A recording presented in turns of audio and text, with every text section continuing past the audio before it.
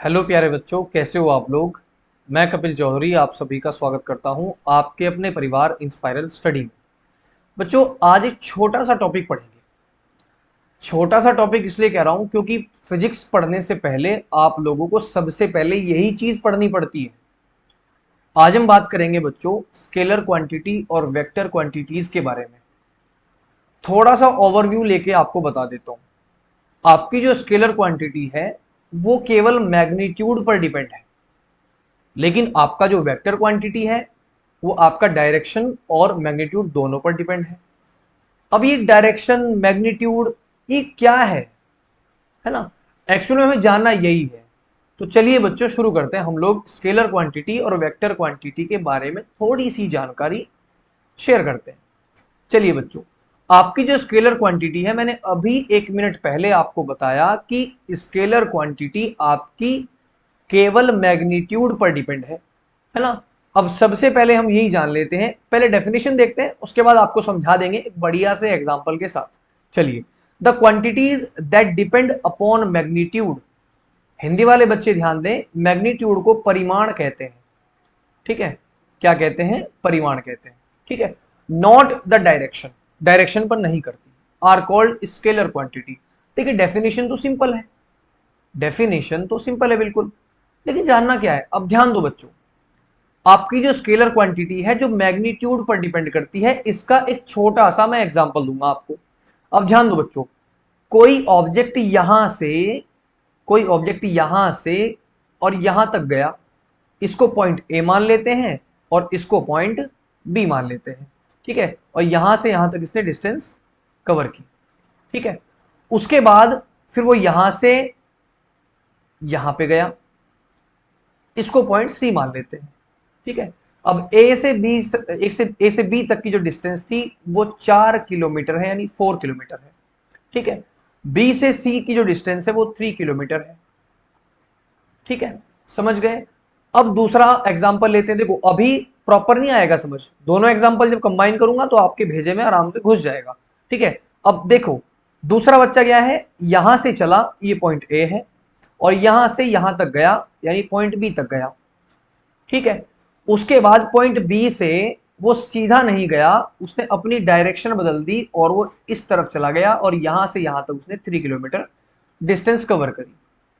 अब ध्यान दो मेरे बच्चों, आपकी जो डिस्टेंस है आप उसको टोटल काउंट करोगे, यानी यहां से लेके यहां तक। ठीक है, यहां से लेके यहां तक, तो जब आप इसका डिस्टेंस मेजर करोगे तो डिस्टेंस 7 किलोमीटर है। इसका भी डिस्टेंस 7 किलोमीटर ही है, चाहे आप ऐसे चल लो चाहे आप वैसे चल लो। चाहे आप लेफ्ट में 3 किलोमीटर चले जाओ तब भी आपकी डिस्टेंस 7 किलोमीटर ही आएगी, चाहे आप राइट में चले जाओ तब भी आपकी डिस्टेंस 7 किलोमीटर ही आएगी। बट चेंज कब होगा, यहां से यहां तक कोई बच्चा गया 7 किलोमीटर चला, अगर वो सीधा चला एक डायरेक्शन में, है ना, तो इसका जो डिस्प्लेसमेंट होगा वो भी 7 ही किलोमीटर होगा, यानी 7 किलोमीटर ही होगा। ठीक है, अगर हम दूसरे वाले का देखें यानी सेकंड वाले का देखें, तो इसका जो डिस्प्लेसमेंट होगा वो क्या होगा, इसकी शॉर्टेस्ट डिस्टेंस यानी शॉर्टेस्ट रूट, यानी यहां से यहां तक गया 4 किलोमीटर और इससे आगे गया 3 किलोमीटर यानी 3 किलोमीटर। जब हम इसकी शॉर्टेस्ट डिस्टेंस निकालेंगे तो हम इसकी शॉर्टेस्ट डिस्टेंस जो निकालेंगे वो हमें पड़ेगा 5 किलोमीटर। तो देखा बच्चा, जब डायरेक्शन चेंज हुई तो एकदम से इसका डिस्प्लेसमेंट चेंज हो गया।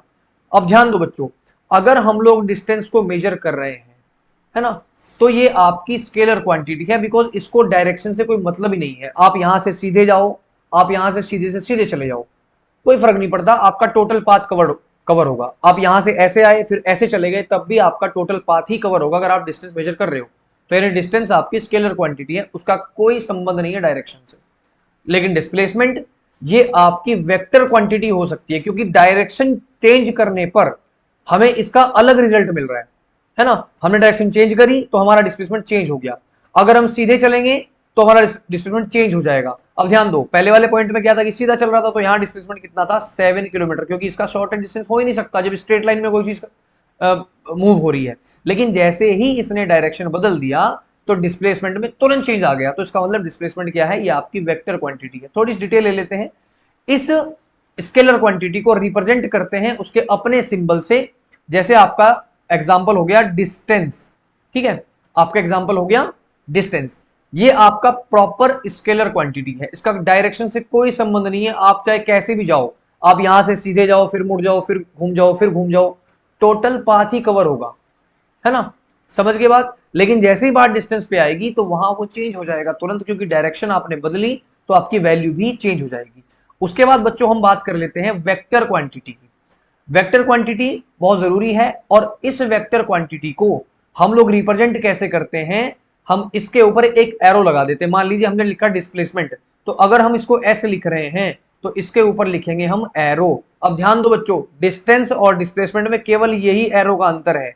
डिस्टेंस को भी हम लोग एस से रिप्रेजेंट करते हैं और डिस्प्लेसमेंट को भी हम लोग एस से ही रिप्रेजेंट करेंगे, बस इसके ऊपर ये रहेगा एरो, और इस एरो को हम लोग क्या कहते हैं, वेक्टर कहते हैं इस एरो को हम। अब ध्यान दो बच्चों, the physical quantity that depend upon magnitude as well as direction. अभी मैग्नीट्यूड भी बताने वाला हूं आपको, क्योंकि मुझे नहीं लगता कि आपने मैग्नीट्यूड पता कर लिया है ना, मैं बताऊंगा आपको मैग्नीट्यूड क्या है। अब ध्यान दो बच्चों, ये दोनों पर डिपेंड रहता है, इसीलिए इसको वेक्टर क्वांटिटी बोला गया है।